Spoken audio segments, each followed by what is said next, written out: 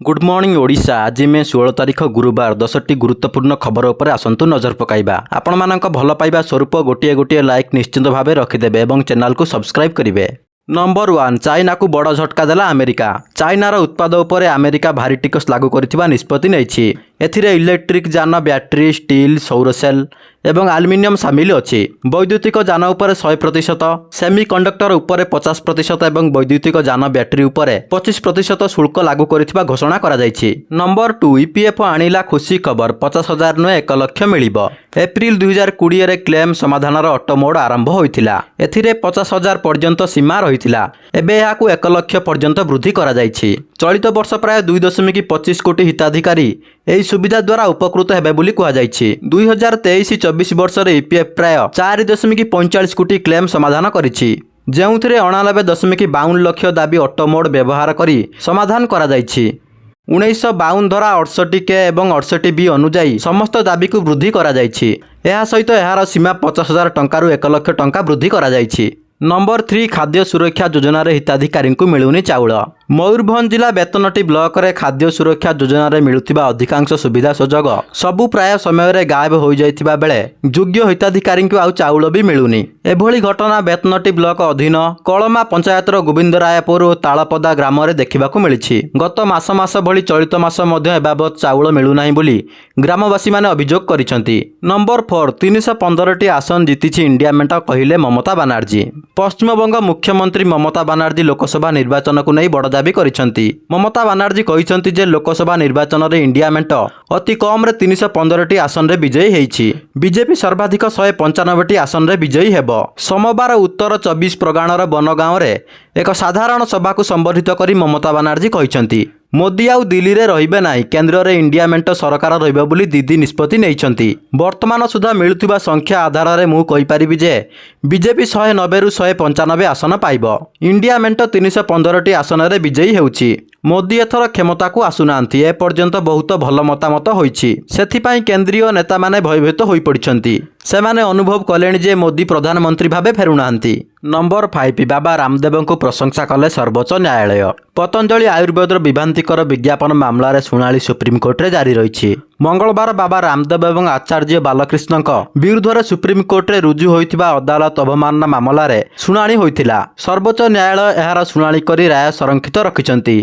मामलार सुनानी पर बाबा रामदेव एवं बालकृष्ण को कोर्ट प्रकोष्ठ बाहर को जीवाकू अनुमति मिलिथिला। तेबे एही समय रे सर्वोच्च न्यायालयर खंडपीठ बाबा रामदेव को प्रशंसा करिथिले। खंडपीठ कहिथिले बाबा रामदेव उपर जनतांकर प्रचुर आस्था और विश्वास रहिछि। एहाकू सकारात्मक दिगरे विनियोग करा जिबा उचित, जहा फल रे लोक तांकू चाहिबे।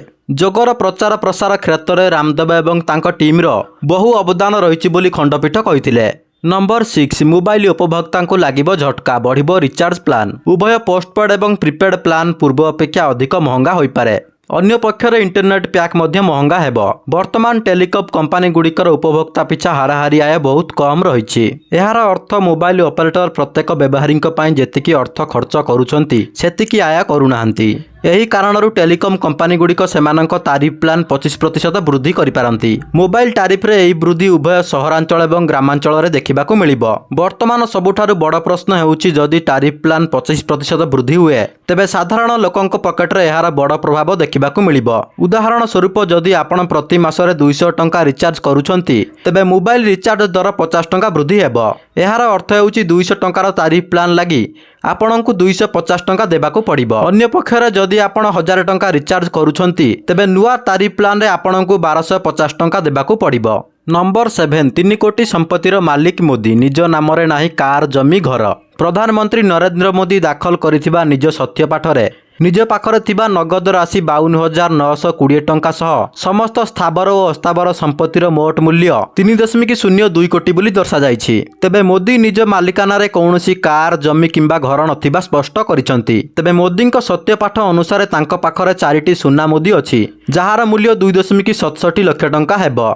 सेहीपरि से नेशनल सेविंग सर्टिफिकेट योजना अंतर्गत 9.12 लाख टंका निवेश करिसंती। भारतीय स्टेट बैंक रे मोदी को 2टी अकाउंट रहिछि। गांधीनगर ब्रांच रे थिबा अकाउंट रे 73,304 टंका ଓ ବାରାଣାସୀ ବ୍ରାଞ୍ଚ ଆକାଉଣ୍ଟରେ ତାଙ୍କ ଜମା ପରିମାଣ 7,000 ଟଙ୍କା ରହିଛି। SBIରେ ସେ ମୋଟ 28,56,338 ଟଙ୍କା ସ୍ଥାୟୀ ଜମା ଆକାରରେ ରଖିଛନ୍ତି। ଭାରତ ଚାବାହାର ବନ୍ଦରକୁ ବ୍ୟବହାର କରିବା ନେଇ ଇରାନ ସହିତ ଚୁକ୍ତି କରିବା ପରେ ଆମେରିକା ଭାରତ ପ୍ରତି ଆକ୍ରୋଶମୂଳକ ମନ୍ତବ୍ୟ ଦେଇଛି। ଇରାନ ସହିତ ସମ୍ପର୍କ ରଖୁଥିବା ଦେଶ ଉପରେ ପ୍ରତିବନ୍ଧକ ଲଗାଯିବାର ସମ୍ଭାବନା ରହିଛି ବୋଲି ଆମେରିକା ପକ୍ଷରୁ ଚେତାବନୀ ଦିଆଯିବା ପରେ ଜୟଶଙ୍କର ଦୃଢ଼ ଜବାବ ଦେଇଛନ୍ତି। ହାୟ ଭରତ ମ୍ୟାଟର୍ସ ନାମକ ପୁସ୍ତକ ଉନ୍ମୋଚନ ଅବସରରେ ଗଣମାଧ୍ୟମ ପ୍ରତିନିଧିଙ୍କ ସହିତ ଆଲୋଚନା ବେଳେ ଜୟଶଙ୍କର କହିଛନ୍ତି, ଏହି ଚୁକ୍ତିକୁ ଲୋକମାନେ ସଂକୀର୍ଣ୍ଣ ଦୃଷ୍ଟିରେ ଦେଖିବା ଅନୁଚିତ। ଏହି ପ୍ରକଳ୍ପ ଦ୍ୱାରା ସମଗ୍ର ଅଞ୍ଚଳ ଲାଭବାନ ହେବେ। ଆମେରିକା ପୂର୍ବରୁ ଚାବାହାର ବନ୍ଦରର ଗୁରୁତ୍ୱକୁ ବେଶ ପ୍ରଶଂସା କରିଥିଲା। ଏବେ ଯାହା ମନ୍ତବ୍ୟ ବା ଧମକ ଦିଆଯାଉଛି ସେ ନେଇ ଲୋକଙ୍କୁ ବୁଝାଇବାର ଅଛି। ପ୍ରକୃତରେ ଏହି ପ୍ରକଳ୍ପ ସମସ୍ତଙ୍କୁ ଲାଭ ଦେବ। ମୁଁ ଭାବୁନାହିଁ ଲୋକମାନେ ଏହାକୁ ସଂକୀର୍ଣ୍ଣ ଦୃଷ୍ଟିରେ ଦେଖିବେ। ନମ୍ବର 9 ମେ ଶେଷ ସପ୍ତାହରେ ପ୍ରକାଶ ପାଇବ ଯୁକ୍ତ 2 ପରୀକ୍ଷା ଫଳ। ଶେଷ ସପ୍ତାହରେ ପ୍ରକାଶ ପାଇବ ଯୁକ୍ତ 2 ପରୀକ୍ଷା ଫଳ। କଳା ବିଜ୍ଞାନ ବାଣିଜ୍ୟ ଓ ଧନ୍ଦାମୂଳକ ବିଭାଗର ଫଳ ଏକ ସାଙ୍ଗରେ ବାହାରିବ। ପୂର୍ବରୁ ମେ 15 ସୁଦ୍ଧା ଫଳ ପ୍ରକାଶ ପାଇବାକୁ ପରିଷଦ ଯୋଜନା କରିଥିଲେ ମଧ୍ୟ ତାହା ସଫଳ ହୋଇପାରି ନାହିଁ। 2ଟି ପର୍ଯ୍ୟାୟରେ ଅନୁଷ୍ଠିତ ଉତ୍ତର ଖାତା ମୂଲ୍ୟାୟନର ବିଳମ୍ବ ସାଙ୍ଗକୁ ସାଧାରଣ ନିର୍ବାଚନ ଯୋଗୁଁ ପରୀକ୍ଷା ଫଳ ପ୍ରସ୍ତୁତି ପ୍ରଭାବିତ ହୋଇଥିବା ପରିଷଦର ଜଣେ ଅଧିକାରୀ କହିଛନ୍ତି। ଯେଉଁଦିନ ବାହାରିବ ସେ ନେଇ ଧାର୍ଯ୍ୟ ନ ହୋଇଥିଲେ ମଧ୍ୟ ଛାତ୍ରଛାତ୍ରୀଙ୍କ ସ୍ୱାର୍ଥ ଦୃଷ୍ଟିରୁ ଜୁନ୍ ପୂର୍ବରୁ ଫଳ ପ୍ରକାଶ ପାଇବାକୁ ଉଚ୍ଚ ମାଧ୍ୟମିକ ଶିକ୍ଷା ପରିଷଦ ପକ୍ଷରୁ ପଦକ୍ଷେପ ନିଆଯାଇଛି। ନମ୍ବର 10 ସ୍କୁଲ ପରେ ଦିଲ୍ଲୀର 4 ହସ୍ପିଟାଲକୁ ମିଳିଲା ବୋମା ଧମକ। ରାଜଧାନୀ ଦିଲ୍ଲୀ ସମେତ ଭାରତର ବିଭିନ୍ନ ସହରରେ ସ୍କୁଲକୁ ବୋମା ଧମକ ମେଲ୍ ଆସିବା ପରେ ଏବେ ଦିଲ୍ଲୀର 4ଟି ହସ୍ପିଟାଲକୁ ବୋମା ମାଡ଼ ଅଭିଯୋଗ ଆସିଛି। ଦିଲ୍ଲୀ ଅଗ୍ନିଶମ ସେବା ବିଭାଗ କହିଛି ଯେ GBT hospital, Dadadev hospital, Hedgewar hospital ଏବଂ ଦୀପଚନ୍ଦ୍ର ବନ୍ଧୁ ହସ୍ପିଟାଲକୁ ବୋମା ଧମକପୂର୍ଣ୍ଣ କଲ୍ ଆସିଥିଲା। ଅଗ୍ନିଶମ ବିଭାଗ କହିଛି ଯେ କଲ୍ ଯାଞ୍ଚ କରାଯାଇଛି। ଗତ କିଛି ସପ୍ତାହ ହେବ ସାରା ଦେଶରେ ନିର୍ବାଚନ ପୂର୍ବରୁ ସୁରକ୍ଷା ବ୍ୟବସ୍ଥାକୁ କଡ଼ାକଡ଼ି କରାଯାଉଥିବା ବେଳେ ବୋମା ଗୁଜବ ଖବର ସାମ୍ନାକୁ ଆସିଛି।